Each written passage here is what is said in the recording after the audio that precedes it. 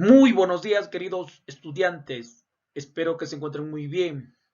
Apreciados estudiantes, nosotros seguimos desarrollando nuestros temas en el curso de razonamiento verbal. En esta oportunidad vamos a ver lo que es tema de oraciones incompletas, tema muy importante, porque nos ayuda a poder deducir e inferir qué palabras o qué términos son los que continúan en dicha oración y que al completarlas con estas palabras, mi oración debe tener coherencia, debe tener sentido.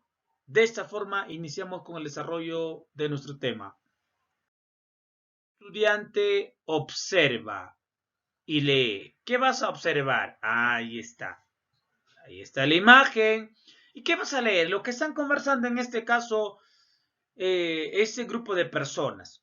Solo viendo el contexto, querido estudiante, te estás dando cuenta de que al parecer la señora se dirige a sufragar, ¿no? A elegir a su candidato preferido. Dice, gracias a ustedes por cumplir sus funciones en estas. ¿En estas qué? ¿Ya? Gracias a usted también por cumplir con su derecho a elegir ¿a quiénes? ¿A quién va a elegir? A ver, dice, ahora reflexione. ¿Qué palabras pueden completar los enunciados? En la primera parte vamos a ver de que cuando dice sus funciones ¿en estas qué? Si yo veo la imagen me ayuda en que se está dando las elecciones, ¿no? Gracias a ustedes por cumplir sus funciones en estas elecciones. Y por otro lado dice, gracias a usted también por cumplir con su derecho a elegir a sus. Tiene que, si es elecciones, ¿qué tiene que elegir? A sus autoridades, ¿no? A sus autoridades. Listo. Rapidito vamos a hacer una definición, querido estudiante. En este caso, oraciones incompletas. A ver, profesor, ¿qué nos dice la definición de oraciones incompletas? A ver. Dice, consiste en la presentación de un enunciado que ha perdido coherencia. ¿Y por qué ha perdido coherencia, profesor? Porque justamente se le ha suprimido, ¿qué cosa? Una o más palabras. Cuando a una oración le puedes extraer una o más palabras, esta oración pierde su sentido.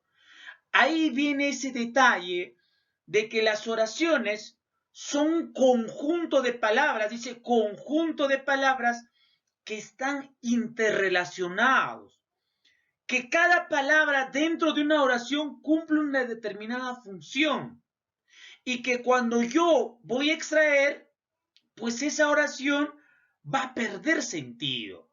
Entonces, ¿cuál es el trabajo de un postulante, de un estudiante como tú? Es entender la oración, contextualizar la oración y buscar la palabra precisa.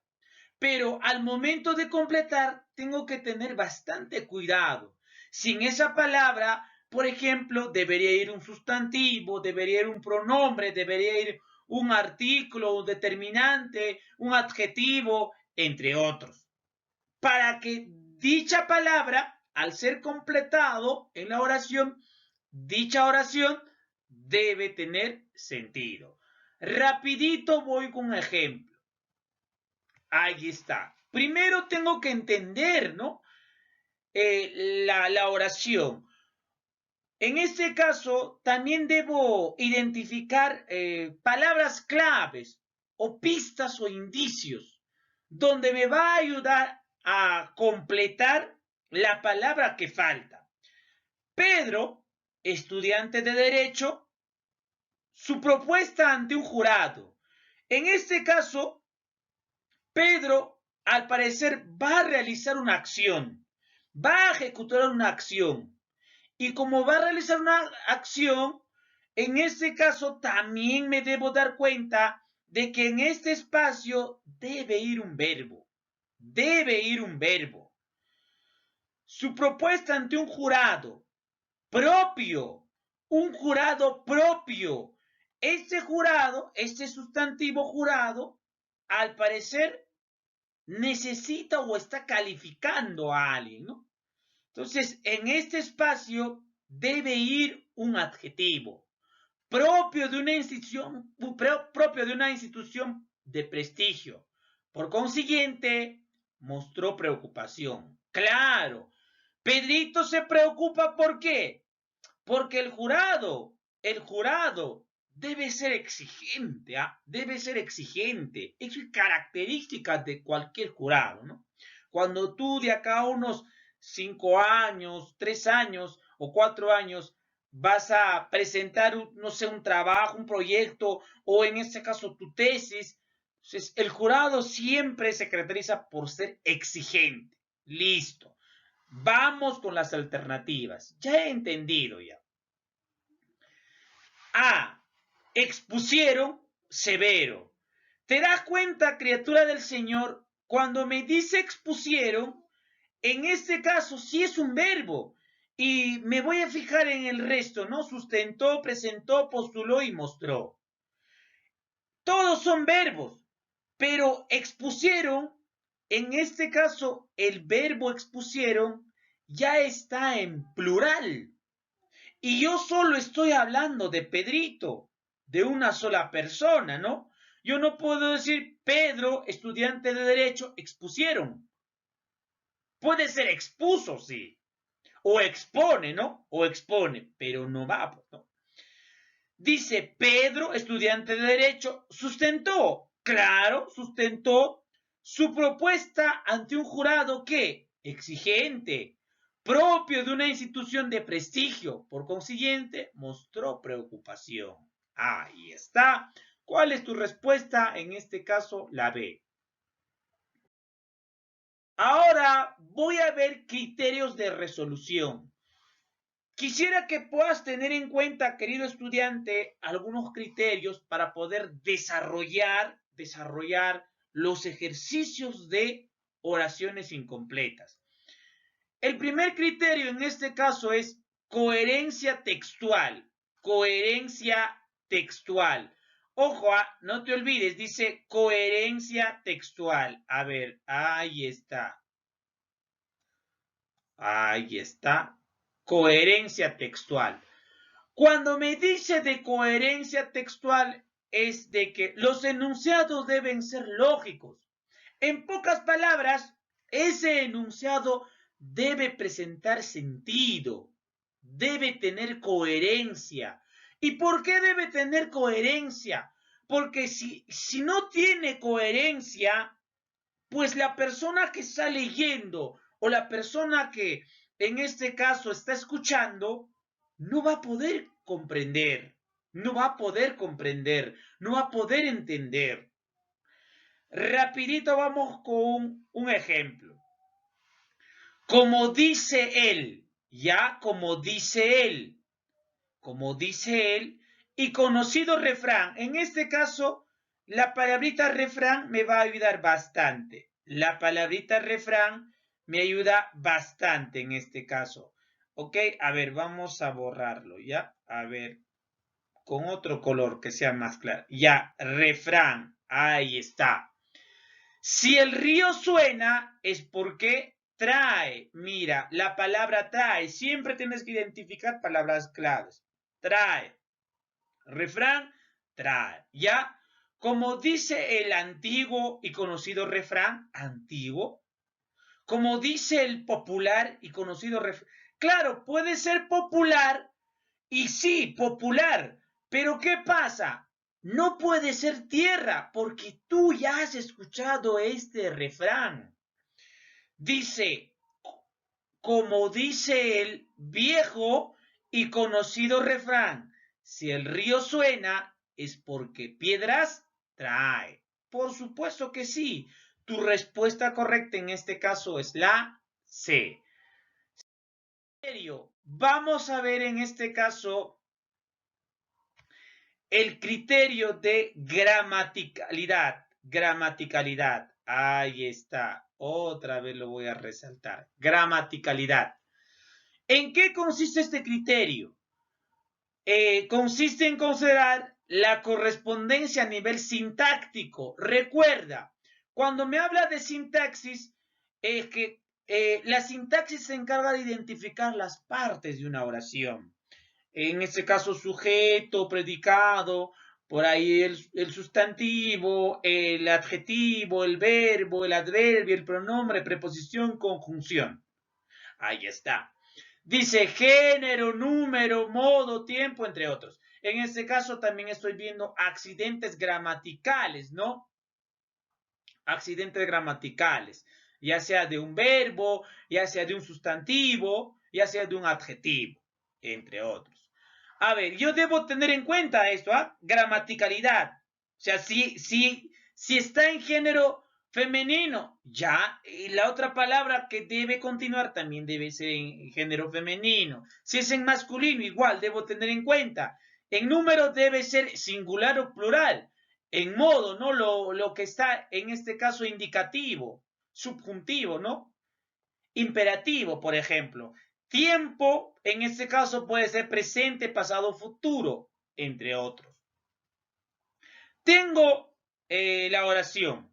La orquesta, mira, la orquesta, en este caso orquesta, la orquesta, ya palabra clave, orquesta, las canciones que el público había con anticipación, la orquesta, mira, en eso otra vez, la orquesta, ya, al parecer, tiene que ser algo, ¿ah? Tiene que ser algo. Y me dice canciones, ya canciones. El público había, ¿qué ha dicho este público? Ya si es una orquesta, ¿qué había hecho este público? ¿Qué ha hecho este público? Con anticipación. Ya cuando uno va a un concierto, por ejemplo, si le pide a este grupo, ¿no? A esta orquesta, por favor, esa canción me lo puede interpretar, ¿no? Ahí está. Vamos con las alternativas. A ver, dice, la orquesta cantaron las canciones que el público había exigencia. Mira, ¿te das cuenta?